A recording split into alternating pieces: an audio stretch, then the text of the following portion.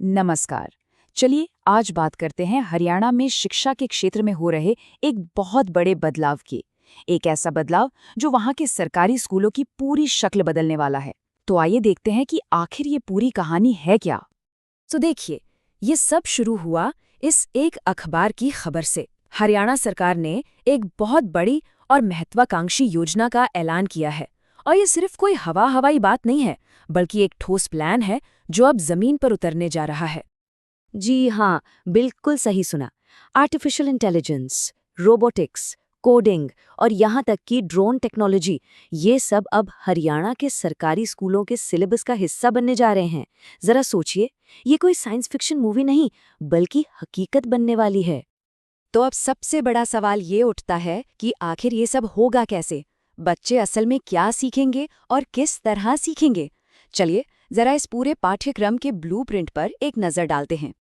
तो देखिए, शुरुआत में इसे एक पायलट प्रोजेक्ट के तौर पर लॉन्च किया जा रहा है। इसके लिए पूरे राज्य में 100 सरकारी स्कूलों को चुना गया है। इन स्कूलों में एकदम मॉडर्न कंप्यूटर लैब्स बनाई जाएंगी ताकि बच्चों को सीखने का सही माहौल मिल सके।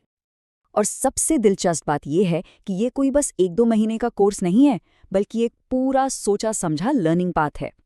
मतलब इसकी शुरुआत होगी 6ठी से 8वीं क्लास में, जहां कोडिंग और एआई जैसी चीज़ों की नींव रखी जाएगी। फिर 9वीं और 10वीं में स्टूडेंट्स पाइथन और वेब डिज़ाइन जैसी प्रैक्टिकल स्किल्स सीखेंगे। और आखिर में 11वीं और 12वीं में जाकर वो मशीन लर्निंग और एडवांस्ड रोबोटिक्स जैसे स्पेशलाइज्ड फील्ड्स में हाथ आजमाएंगे। वाकई एक बहुत ही साफ और स्ट्रक्चर्ड तरीका है ये। अच्छा, अब सवाल ये है कि इतना बड़ा काम अकेले होगा कैसे? तो इसका जवाब है पब्लिक प्राइवेट पार्टनरशिप में। एक तरफ हरियाणा स्कूल शिक्षा बोर्ड इस पूरे प्रोजेक्ट को लीड कर रहा है, तो दूसरी तरफ इसका कंटेंट तैयार करने और टीचर्स को ट्रेनिंग देने के लिए एक प्राइवेट कंपनी के साथ 2 साल का समझौता किया गया है। लेकिन आखिर हरियाणा अचानक से ये सब कर क्यों रहा है? क्या ये सिर्फ एक राज्य का अपना फैसला है? जी नहीं। जैसा कि हम देखेंगे, इस पहल की जड़ें एक बहुत बड़ी राष्ट्रीय सोच से जुड़ी हुई हैं। असल में ये सब भारत की नई शिक्षा नीति 2020 के विजन का ही एक हिस्सा है।